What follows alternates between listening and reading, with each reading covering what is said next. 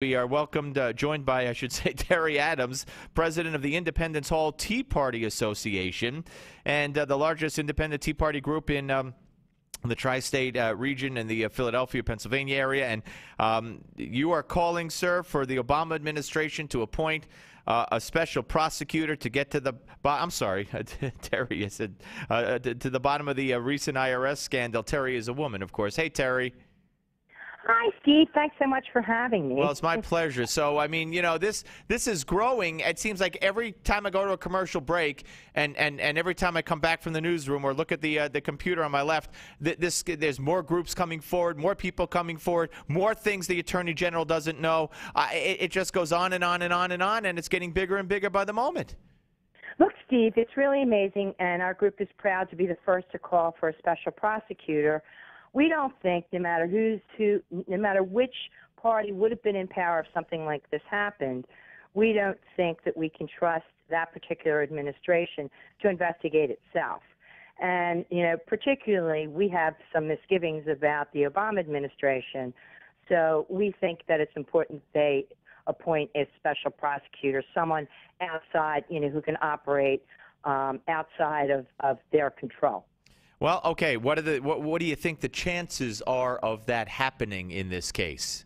Well, I think it's a growing cry. I heard that Congressman Chavez from Utah made a request for a special prosecutor today. He joined us in our request, and I'm hoping that more and more people join us, come along with us, more and more Tea Party groups, because I think it's really important to be able to get to the bottom of this, and I don't think we're going to be able to do that unless we've got someone independently investigating this. The fact of the matter that the president claims that he, you know, found out about this last Friday when the news reports broke, in the same time that all of us basically found out about this, is that believable to you? Personally, no. I think, you know, personally, absolutely not. I think he probably was aware of this, especially with everything that's been going on with Benghazi and the lies that have been told to the American people.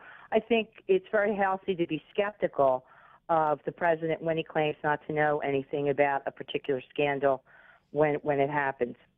The fact that Tea Partiers and patriot groups then, as it turns out, it expands to certain Jewish groups that are conservative and pro-Israel, and groups that allegedly groups that wanted to teach the Constitution, and groups that were questioning our government. I mean, it just doesn't seem possible, doesn't seem plausible that this could just be happening at the behest of a couple of low-level workers in Cincinnati, which that story is being regurgitated today after that's what they said originally. You know, and now we know it's been going on for 3 years. It just doesn't seem to pass any kind of smell test. Well, it's interesting, Steve, because there have been a total of 300 conservative groups, 200 of them not even being Tea Party groups, who have been put through this kind of scrutiny. And people should be aware that the office in Cincinnati, that's where Lois Lerner, who heads up who's in charge of tax-exempt status. Right. That's where her office happens to be, but she doesn't just have control over Cincinnati. She's got control over groups that apply from any state in the United States. And she made comments today that it had nothing to do with ideology. Now, how can we possibly believe that? Of course, you know, they didn't go after groups that had progressive in their name. They went after groups that would be most likely conservative organizations. So for her to make that sort of a comment is disingenuous, and we personally don't believe her.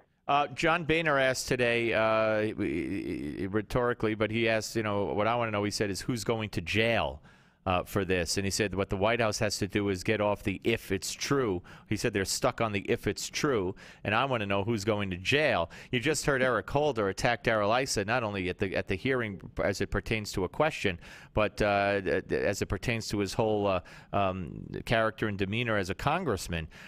So I think that probably reinforces that you made the right decision in your own mind. I don't want to put words in your mouth. Hearing the Attorney General talk about the chairman of the Oversight Committee in that fashion, that we certainly do need some kind of independent body to look at this whole thing. Yeah, absolutely. His remarks and his behavior today, not Darrell Issa's behavior, but his behavior definitely suggests that a special prosecutor probably is warranted in this case. I mean, it seems that the Obama administration and even going on up to the president, they don't like it when they're being questioned, when they're being scrutinized. They seem to have a particular arrogance, and I think it's very important that we have the ability to get to the bottom of all this. And if it goes all the way up to the presidency, we have a right to know. We're talking to Teri Adams, president of the Independence Hall Tea Party Association, here on the Steve Malzberg Show. I want you to react to something that was said on MSNBC yesterday by Julian Bond, the chairman emeritus of the NAACP. Sure. You're not going to like it. I didn't like it. And even Thomas Roberts, believe it or not, host on MSNBC, questioned it. But he wouldn't back down. Here's cut 36. If we could get back to cut 36. Here we go. Chairman Bond, what do you think that the fallout will be for the Obama administration, especially during a time where the Tea Party had maybe lost a little air? Do you think that this is going to help inflate that, especially as we ramp up to the midterms for 2014? I hope not. I hope they don't get any more air. You know, they are the Taliban wing of American politics, and we all ought to be a little worried about them. So do you think that's a little harsh, calling them the Taliban wing of American politics? Not at all. Not at all. The truth may hurt, but it's the truth. So your response? Well, obviously, I mean, that's utterly ridiculous and preposterous. We're the ones being oppressed by the Obama administration, whether it goes all the way up to the president or not, and we don't approve of those tactics, no matter who's in office. So one of our deepest held convictions is to our support of the Constitution. It's one of the reasons that we formed, and we believe in free speech and free assembly and the right to vote for who you want to vote for. So I would say that oppressing your ideological opposites is something that seems to be more coming from Democrats these days, not people who are Republicans or conservatives or Republican-leaning. And of course, I agree with you. But of course, Taliban implies more than just repressing rhetorically or ideologically. It implies violently as well. So that's, I think, why that remark is way over the top. Well, you know, the Occupy groups proved that comment incorrect. I mean, we know about their behavior.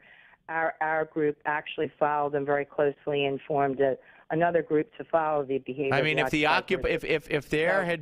Tea Party had ever done one iota of what some of the Occupy groups had done over during that time period, the media never would have stopped. They would have passed a law out banning the Tea Party movement. I'm telling you. But the Tea Party, I've never seen anything violent from the Tea Party, except, as I mentioned before you came on, when that gentleman, that African-American Tea Party member, or at least he was attending the rally in St. Louis several years ago, was beaten to the ground by Union thugs. So that's the only act of violence at a Tea Party rally or meeting that I could ever even think of. And, of course, as you correctly point out, I mean, I was working at the time at WOR in New York, and Occupy Wall Street started literally across the street at whatever that park was, I forget, Fugazi, for whatever. And right. Believe me, it was a horrific event to get to work every day. But Steve, and just to make this comment, this is something you may be unaware of, but in 1998, when we were protesting President Clinton at the height of impeachment season at City Hall in Philadelphia, my brother and I were attacked and beat up by Union thugs. And then the left attempted to put him on trial for the whole thing, and of course he was exonerated.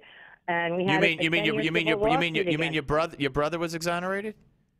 Yes, yeah, of okay. course he was. Yeah, well, and then we boy. had a lawsuit against them and against the Teamster Union, and for 10 years, and we settled, and we were victorious in that suit.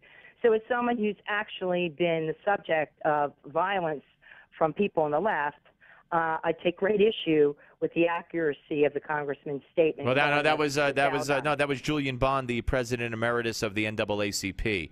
Okay. Yeah, not Congress. But listen, a pleasure talking to you, Teri. I hope you'll come back and let us know, as we go along, how you think this whole thing's progressing. Thank you so much, and I really appreciate the opportunity to speak out about this. All right, let all your members know about the show. It's relatively new, and of course you can hear it on XM channel 244 and watch it at Newsmax.com every day. I certainly will. I'll get the word out there. Thank you, Teri. Take care now. Take care. Good all luck. right. Bye-bye. Thank you.